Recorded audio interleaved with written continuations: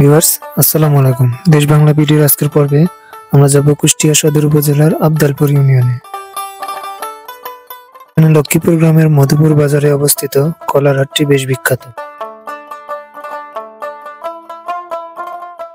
গত 40 বছর ধরে এখানে কলা বেচা কেনা হয়ে আসছে।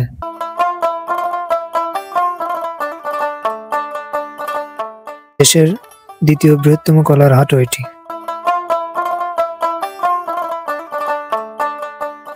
ভোর হতে না হতেই বিক্রির জন্য বিভিন্ন জাতের কলা নিয়ে মানুষ ছুটে আসে এই বাজারে।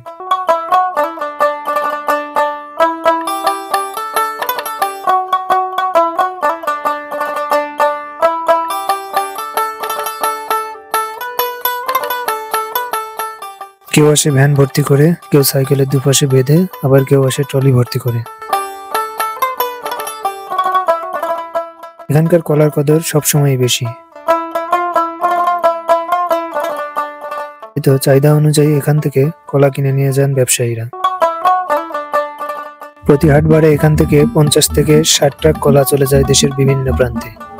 তবে জায়গা সংকটের কারণে নানা সমস্যায় পড়তে হয় এখানে কলা কিনতে আসা ব্যবসায়ীদের।